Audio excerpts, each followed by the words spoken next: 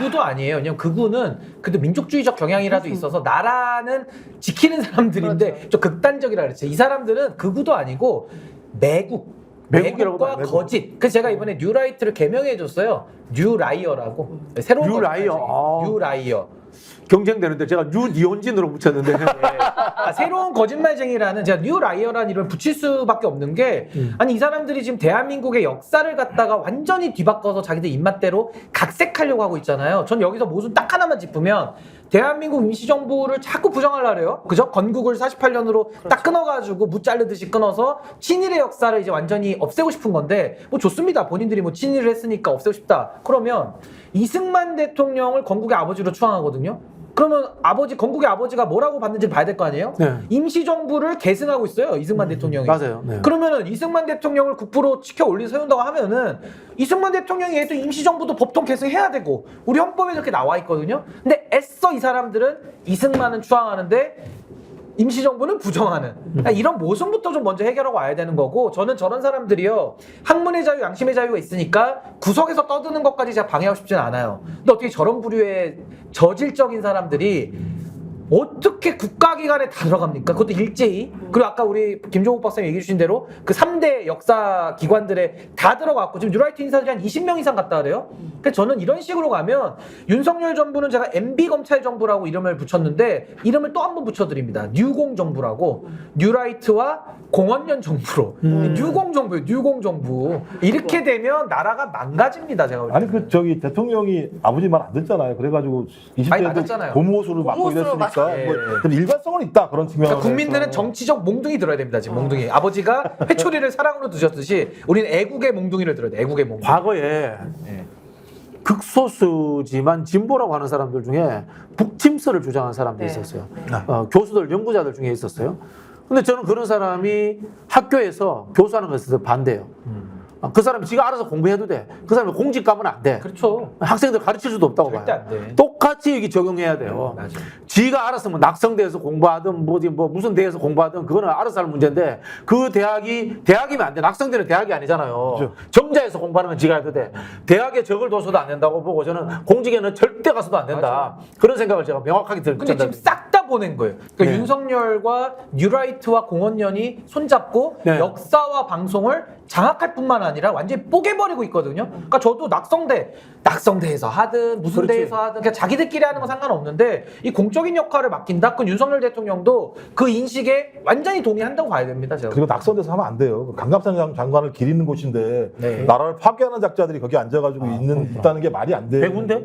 백운대 태극기 걸려있는 낙성대. 아, 네, 낙성대. 그냥 자기 방에서 하세요. 그냥. 그렇지. 자기 방에서 나오지 마세요. 그리고 혼자 그냥 유튜브만 찍어. 예, 거기까지는 유튜브만 돼. 찍어서. 예. 거기까지는 본인의 표현의 자유로 다 존중해드리는데 이 공적인 역할 맡기면 안 됩니다. 절대. 사실 뭐 공적인 역할뿐만 아니라 사실 일상생활 자체가 불가능한 생각을 가진 분들이 친구가 너무 없어지겠지. 많아요. 이렇게 예. 되면. 친구가 없죠. 아니, 사실 지금 제가 이제 녹화가 오늘 금요일인데 아침에 했던 방송이 있는데 거기서 이제 문제가 됐던 발언했던 분이 오셨어요. 신지효 전 의원님이. 아, 기품조? 네, 같은 근데 어떻게 멤버였는데 기품조란 말을 할 수가 있어요? 1919년에 이때가 이제 우리가 임시정부인데 상임시정부. 그러면 10년밖에 우리가 지배받은 거 아닌 거 아니냐 이런 얘기를 하시게 너무 기가 막혀가지고 그거 김진태 도지사도 비슷한 논리 얘기하더라고요. 그러면은 일제 강점기가 10년밖에 안 되니까 그거는 일본한테 좋은 얘기네 그러니까 이렇게 얘기하는데 나 진짜 너무 진짜인 줄 알았더니 진짜시더라고 얘기 물어보니까. 신지호 이 양반이 일본에서 학위 받아 오는데 국제정치 하시분이에요. 네. 하시는데 이 양반 기본적으로 강압에 의해서 맺어진 조약은 다 무효예요. 국제법이 이렇게 돼 있어요. 그러니까 우리 어릴 때는 을사보호조약 그랬는데 나중에는 늑약이 됐죠. 을사늑약으로 바꿔요. 그러니까 뭐냐면 강압에 의해서 맺어진 조약은 국제법에 의해서 무효화돼요. 따라서 우리가 한 번도 예를 들면 강압에 의해서 그것이 체결됐기 때문에 원천 무효이기 때문에 우리가 무슨 뭐 나라가 없어서 일본의 국적이다 이런 식의 얘기는 그러니까 자기들이 공부해놓고서 개똥 같은 얘기를 하고 있는 거고요. 그다음에 1943년 카이로 선언에 뭐라고 돼 있느냐? 이거 국제적인 효력을 가지고 있는 국제 문서에 우리가 소위 자유롭게 독립되는 나라가 될 거라고 확약을 하는 문서가 있어요. 근데 왜 그랬느냐? 한국과 일본 등지의 영토가 일제에 의해서 폭력과 탐욕으로 빼앗겼다라고 규정을 했어요. 네. 그러면 폭력과 탐욕으로 빼앗겼다는 건 강압에 의해서 체결됐다는 거거든요. 그렇죠. 그러면 국제조약에서도, 그러니까 국제적인 문서에서도 소위 강압에 의한 것을 딱 규정을 했어요. 이것 때문에 자유와 독립이 됐다라고 우리를 갖다가 거기다 적시를 해준 거예요.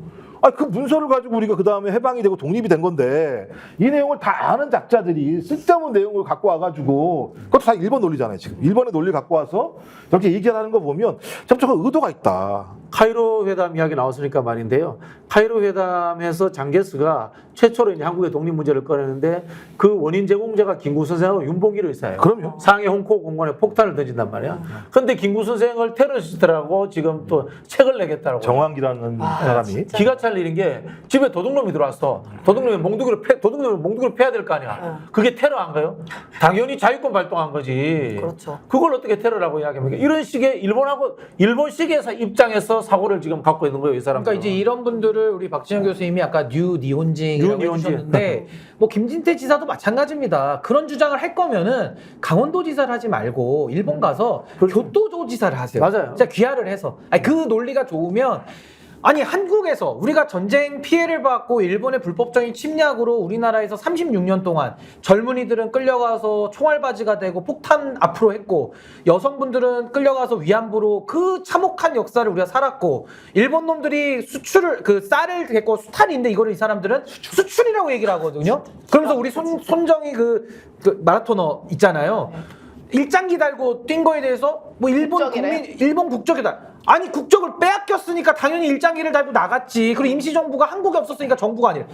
아니 불법 침략을 당했으니까 한국에 어떻게 정부를 만드냐고요. 불법 침략을 힘으로 당했는데. 그러니까 어쩔 수 없이 중국까지 가고 러시아로 가고 카자흐스탄까지 가가지고 독립운동을 한 거 아닙니까? 이승만 대통령도 미국 가서 했어요. 미국 가서 외교적인 노력을 하느라고. 근데 이 시대 상황을 완전히 역사를 뒤바꿔가지고 일본 저 가해자 놈들이 가지고 있는 역사의식을 그대로 했기 때문에 저는 YS 대통령 얘기로 그대로 돌려드립니다. 이놈들 버리장머리를 다 고쳐버려야 돼. 제가 볼 때. 버리장머리를 싹 다 고쳐버려야 돼. 제가 볼 때는. 반일 종족주의 책에 뭐라고 나와 있냐면 자발적 매춘이라고 나와요. 위안부는 자발적 매춘이고 그다음에 일제에 그 강제 징병당한 건 자발적으로 군입대한 거고 그다음에 일제가 끌려가가지고 징용을 한 거는 자발적으로 돈 벌러 간 거라고 얘기를 하는 게 반일 종족주의예요. 그것을 만들어낸 게 낙성대 연구소에 있는 소위 이 안병지 그다음에 이영훈이고 그 뒤를 잇는 사람들이 지금 동국역사재단 이사장 한국학중앙연구원 원장이에요. 그 뒤에 윤석열이 있는 거죠. 그죠. 그리고 또 그 공저자 중에 한 명이 지금 정한기라는 사람이 김구 선생님은 테러리스트라고 책을 갖다가 낸 거예요. 근데 아까 말씀하신 거 있잖아요.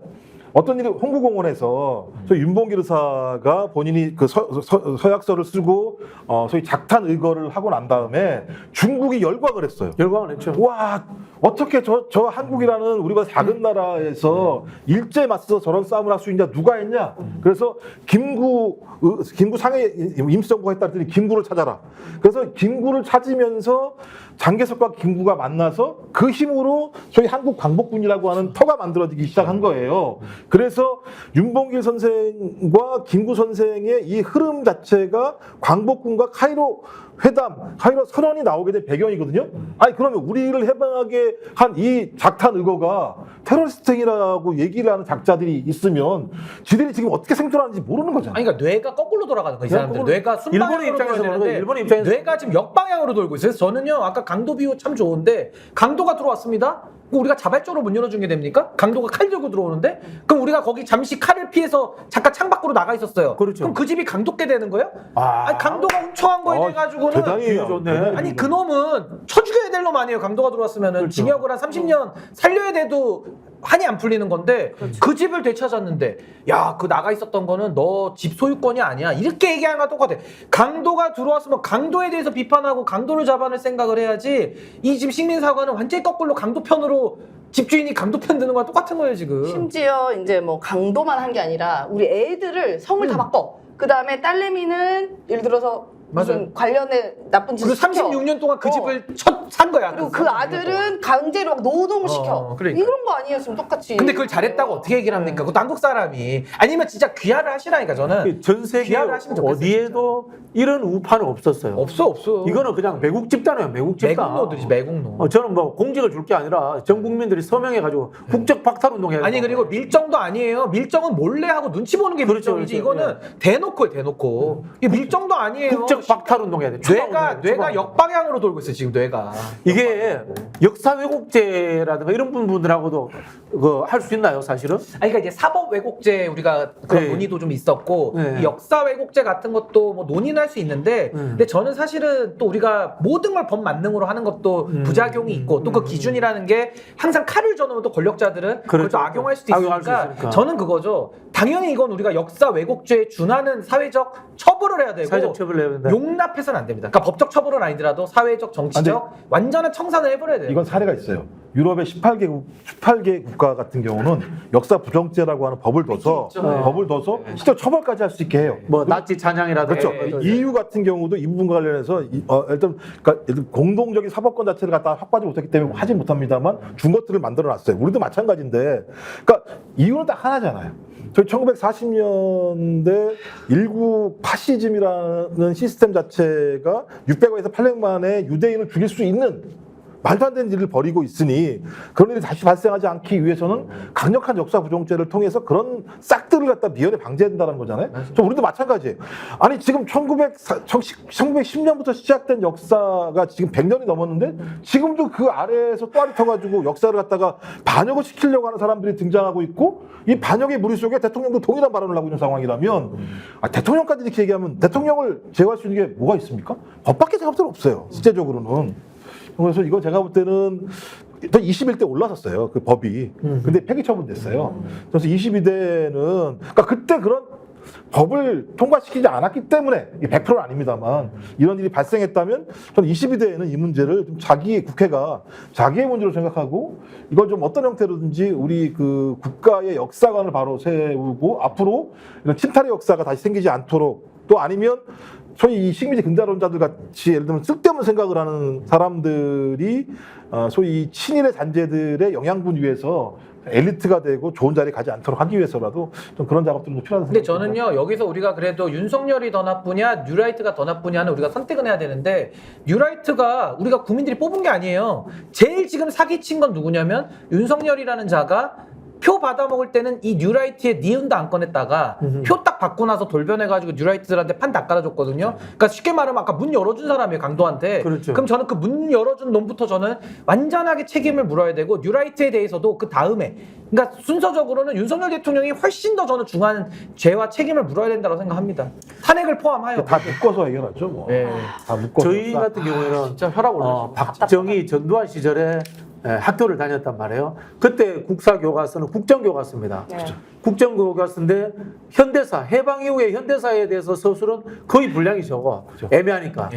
그럼에도 군사독재 정권 시절임에도 불구하고 일제 강점기 문제에 대해서는 굉장히 민족적으로 쓰여져 있고 우리가 정통을 배웠다고 생각해요. 그런데 지금 이 국정교과서도 아닌 상황에서 이런 식의 사람들이 나오고 이걸 지금 올 연말 가면은 이 교과서 검증을 받겠다는 거 아니에요? 그렇죠. 국정화하겠다는 이게 저는 뭐 특정 지역 그다음에 특정 종교 관련되는 어떤 학교나 이런 데 채택될 가능성이 있다고 봐요.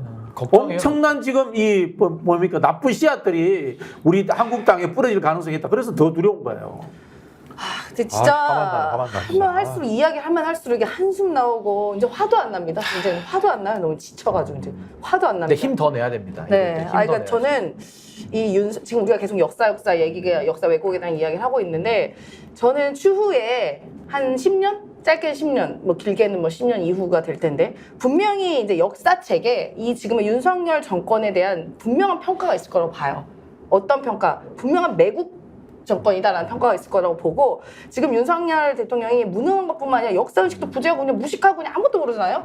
그래서 반드시 불행한 평가를 받을 거다. 아니 술도 네. 사케만 먹을 것 같아. 술도. 오므라이스 안주에 양주 좋아한대. 양주 스시랑 사케만 먹을 것 같아. 일단 그 양주는 없어진 건 사실이잖아요. 네, 그거 없어도 폐기, 몸으로 폐기. 사실이잖아. 네. 아니 그러니까 일본에 대해서는 아주 진심이에요. 정말. 스픽스는 말하는 언론입니다. 대세는 유튜브, 그중에서 스픽스. 좋아요, 댓글, 구독, 알림 설정.